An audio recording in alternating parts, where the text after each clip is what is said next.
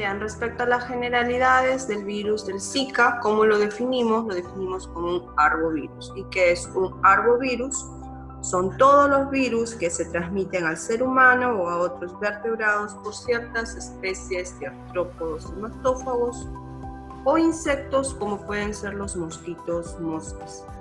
Este arbovirus es de ARN monocatenario de sentido positivo que pertenece al género Flavivirus de la familia Flaviviridae flavivirus. ¿Cómo se va a transmitir este virus al ser humano? A través de las especies, a través de la picadura del mosquito Aedes.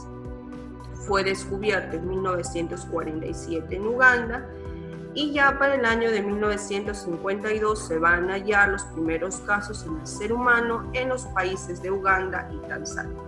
El primer gran brote de la epidemia del virus Zika fue en la isla de Java, en los Estados Federados de Micronesia. Esto se llevó a cabo en el año del 2007. Y en los últimos años se ha registrado un aumento de casos del virus Zika en el mundo y América Latina no fue ajena a esta expansión viral. Esto se llevó en mayor grado en el país de Brasil. Bien, respecto a la estructura del virus del Zika, como había mencionado, es un arbovirus que tiene envoltura, cuyo genoma es un ARN de cadena sencilla de orientación positiva. ¿Y qué propiedad le da esta posición de envoltura? Es que los virus con envoltura se unen y entran a las células huésped mediante la fusión con la membrana celular, utilizando un mecanismo de endocitosis y transporte por endosomas. Durante la transcripción vírica se va a producir 3 proteínas estructurales, que son la proteína C, que es la proteína de la cápside, la proteína M, la proteína de membrana, y la proteína E, que es de membrana envolvente. Además, también presentará proteínas no estructurales, siendo NS1 la proteína relacionada con la antigenicidad, que va a permitir una mayor evolución o una mayor diseminación del ciclo evolutivo de la especie o del virus del Zika. Además tenemos NS2A, NS2B, NS3, NS4A, NS4B y NS5. Están involucrados estas proteínas no estructurales en general en la replicación, ensamblaje y antagonización de la respuesta innata del huésped a la infección. En esta imagen de acá podemos observar las proteínas estructurales, que son la proteína C, la proteína M y la proteína E. Entre las características observadas en la estructura de la superficie de la partícula viral se van a encontrar 180 copias de la proteína E, que es la proteína de membrana envolvente, asociadas con la proteína M, que es la proteína de membrana. Es una proteína pequeña que se oculta bajo la capa de la proteína envolvente. Las proteínas E y M se van a organizar en una simetría de eicosaedro, como lo podemos observar en esta imagen, que va a constar de 60 subunidades repetidas, cada una de las cuales contiene 3 proteínas E individuales. Estas proteínas E se van a disponer como dímeros, como podemos ver en estas estructuras de acá, en esta representación gráfica, con 3 dímeros paralelos entre sí. La presencia de los dímeros paralelos entre sí, los cuales van a formar una especie de balsa que van a cubrir la superficie viral. La mayor parte de esta proteína E que protruye la bicapa lipídica se conoce como lectodominio E, que contiene 3 dominios, de I, de 2 y de 3. Podemos observar también acá en un corte transversal la presencia del genoma de ARN y las proteínas estructurales E, M y C. La proteína E, que es la proteína de membrana envolvente, va a contribuir al neurotropismo del virus Zika, pero los efectos fisiológicos aún no están esclarecidos en su totalidad. Vamos a hablar de la patogenia del virus Zika y va a empezar por la picadura de un mosquito, de la hembra. Y es que este mosquito va a estar en busca de un vaso sanguíneo para poder sustraer la sangre del hospedero. Va a inyectar su probóscide que viene a ser esa como tipo aguja, por debajo de la piel, y va a actuar como un anestésico, que su función va a ser evitar que la sangre se coagule una vez que se encuentra en el capilar. Luego de ello se va a perforar el vaso, va a bombear la sangre a su intestino medio, de esta parte. En el caso de que el huésped esté infectado con Zika, la sangre va a contener pequeñas partículas del virus, aproximadamente de 1/100 del diámetro del glóbulo rojo. Finalmente, los virus van a migrar de este intestino hacia las glándulas salivales y están listos para inyectar o contagiar a otra persona a la cual el mosquito pueda picar posteriormente. Es importante rescatar que el virus se va a notar después de aproximadamente 5 días de la picadura. Va a aparecer en la saliva del mosquito, que ahora es infecciosa, y durante la comida de sangre el vector inocula el virus en la piel del huésped humano, y de esta forma se esparce la infección. ¿Cómo es que ocurre dicha infección? Primero, como se mencionó, es la picadura del mosquito. Si te inocula el virus en la piel, pues obviamente va a infectar primero a los queratinocitos, células epidérmicas, también fibroblastos que se encuentran en la matriz celular, y las células de Langerhans, ¿no?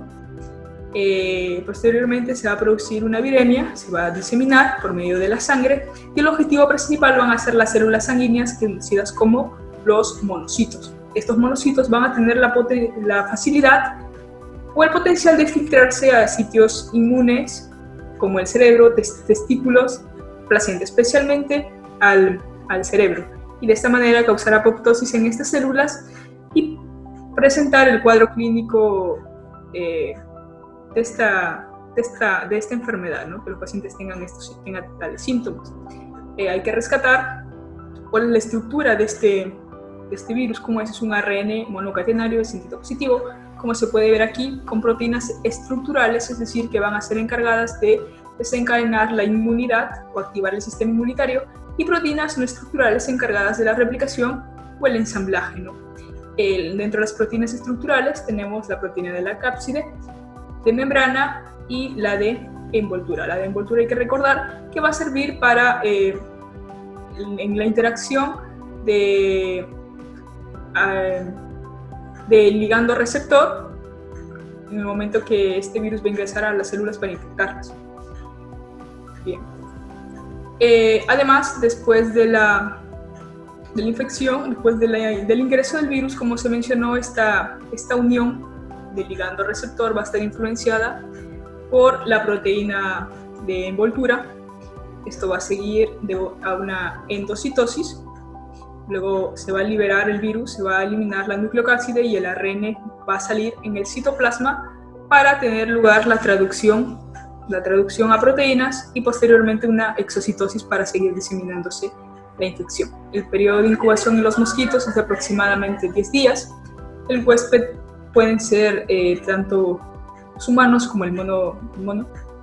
Y la hipótesis de la patogenia del virus comienza con la infección de células dendríticas, como se puede ver aquí, cerca del sitio de inoculación. Vamos a la epidermis, seguida de una diseminación a los ganglios linfáticos y el torrente sanguíneo, lo que se conoce como la viremia.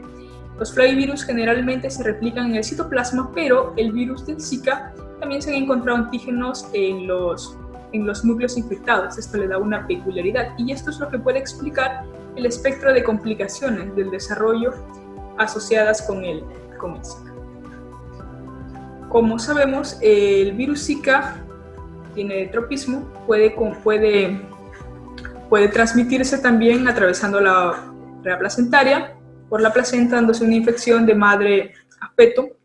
Es por ello que puede ocurrir esto, pues si la pareja tiene relaciones sexuales durante los primeros días de gestación, ¿no? ya que pueden afectar el desarrollo de los órganos del embrión. También tiene predilección por el cerebro. También puede diseminarse a ojos, a los fluidos del cuerpo, a los órganos reproductores, tanto masculinos como como femeninos. Como se mencionó, aquí está el virus Zika representado. La proteína de envoltura le va a permitir o le va a facilitar la unión hacia la célula huésped mediante receptores celulares, como se puede ver aquí, desencadenando así vías endocíticas. Hay que recordar que esta interacción está mediada por la activación. Así se pueden infectar diversos tipos celulares como fibroblastos, células inmaduras, queratinocitos o células progenitoras neurales humanas derivadas de la célula madre. Una vez que se da esa interacción de ligando-receptor, va a sufrir una endocitosis y va a ser el bajo nivel de pH lo que va a favorecer. También posteriormente se va a dar la traducción. Recordemos que el ARN, el virus va a liberar su nucleocápside, va a liberarse el ARN y este va a sufrir un proceso de traducción por el cual se van a sintetizar varias proteínas que van a pasar por el retículo endoplasmático, luego por el Golgi, se van a ensamblar y luego van a estar listas para ser exocitadas y seguir diseminándose de esa manera a la infección.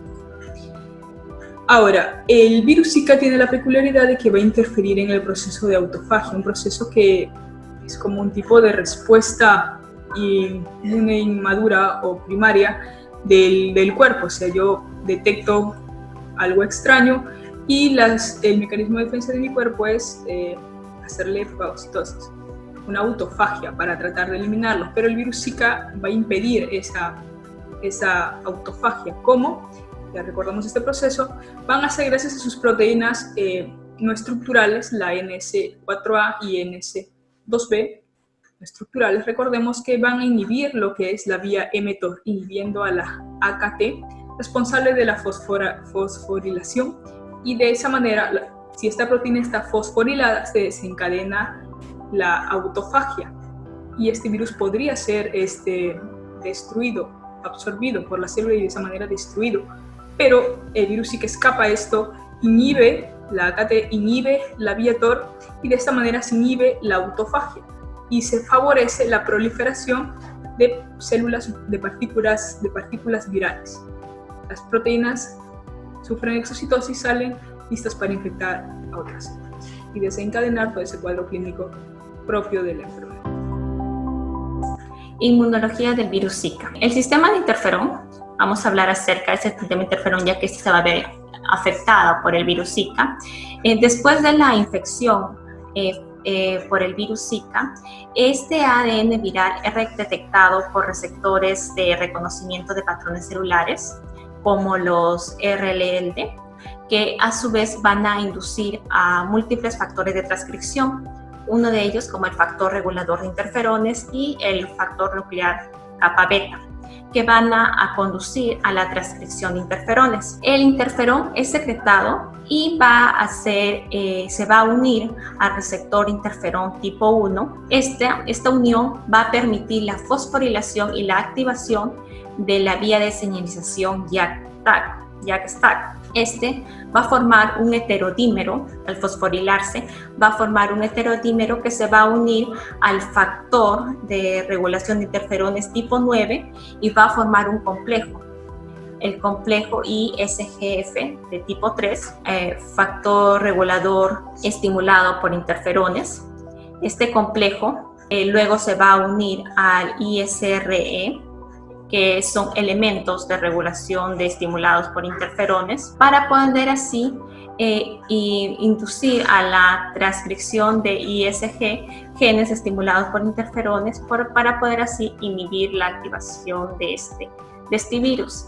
Sin embargo, el Zika va a interferir en este sistema de interferones mediante la degradación del STAT2, inhibiendo así su fosforilación y su unión para evitar así la transcripción. En cuanto a la ruta de inmunidad madre-feto, es aquí donde el complejo formado por anticuerpos del Zika va a ser atraída por las células de la placenta como las células de Backward, ya que el virus Zika va a secuestrar esa ruta que va a ser, por la cual la inmunidad adquirida va a ser transferida de madre a feto. Aquí estas células placentarias se van a unir a los anticuerpos de los receptores FC, receptores de superficie de la membrana celular.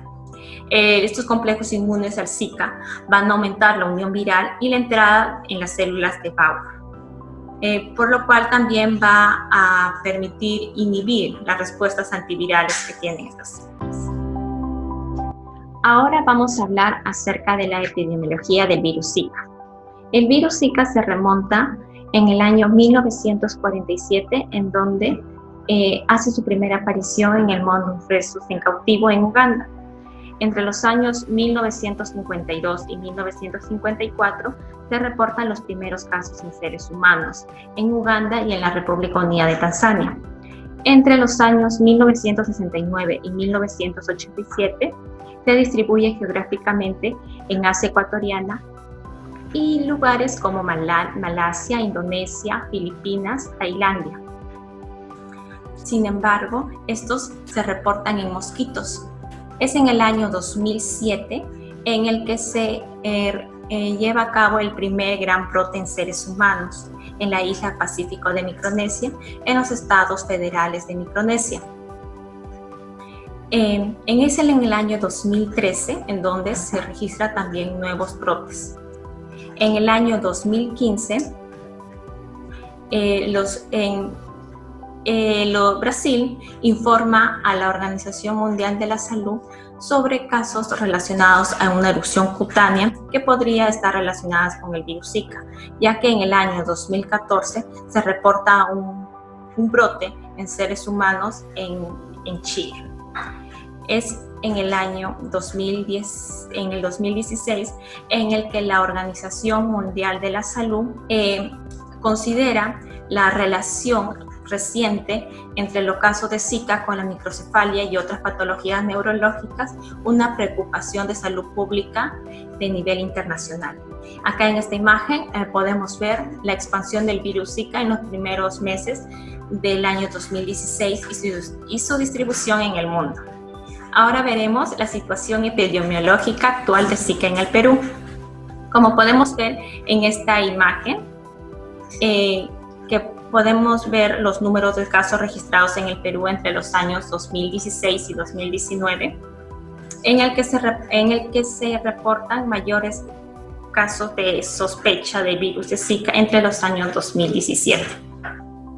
Aquí también podemos ver con más detalle los departamentos y los números de casos, siendo este año 132 casos de virus Zika en lo que lleva el año. Aquí también podemos ver una imagen donde se muestra la tasa de incidencia acumulada de los casos de Zika por distritos. Se señala que en el 2019 en el Perú existen 36 distritos que se han visto afectados por este virus y 12 departamentos. Continuando con la exposición de Zika, ahora hablaremos sobre el cuadro clínico.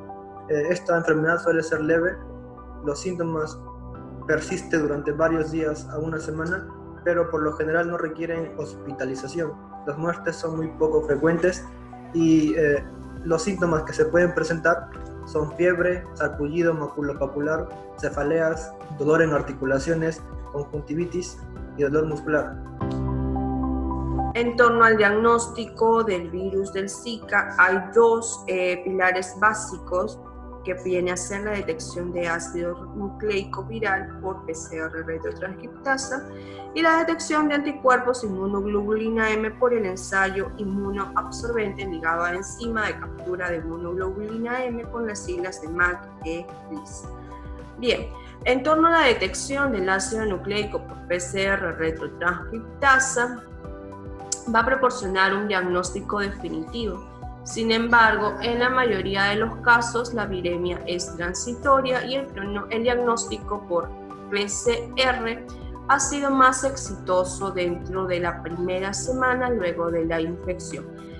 En contraste a lo que estoy mencionando, durante la revisión bibliográfica se reportó el caso de una mujer gestante donde se le aplicó el test de PCR y dio positivo para la infección del virus Zika luego de 10 semanas de la infección, siendo el producto que llevaba infectado también por el virus con malformaciones congénitas. En la detección de anticuerpos de inmunoglobulina M, aunque al momento todavía no se sabe con precisión el inicio y duración de la respuesta del anticuerpo al virus Zika, la amplia experiencia con otros flavivirus relacionados sugiere que la inmunoglobulina M aparecerá a medida que disminuye la viremia durante la primera semana luego de la infección. Es por eso que este test se puede aplicar luego de la primera semana, a diferencia del PCR retrovirus. Hay que tener cuidado durante la aplicación de este test de MAC-ELISA por la reactividad cruzada que pueden presentar los anticuerpos contra el flavivirus. Por ejemplo, la infección reciente por el virus del Zika también puede provocar un resultado positivo de MAC-ELISA para el dengue. La prueba de neutralización de resultado positivo. La prueba de neutralización de reducción de placa es la prueba más específica para diferenciar la infección por esta familia de flavivirus, pero resulta ser una prueba bastante costosa, con un buen manejo de toda la utilidad en esta prueba y de muy larga duración durante el proceso. Para el tratamiento, no existe una vacuna para prevenir el Zika ni medicamentos para tratarlos. El tratamiento solo es sintomático, haciendo reposo, tomando líquidos para evitar la deshidratación, y también se pueden tomar medicamentos para calmar la fiebre y el dolor, como el paracetamol. No se deben tomar otros AINES como la aspirina y ibuprofeno, ya que estos pueden agravar el cuadro de dengue o chikungunya en caso presente.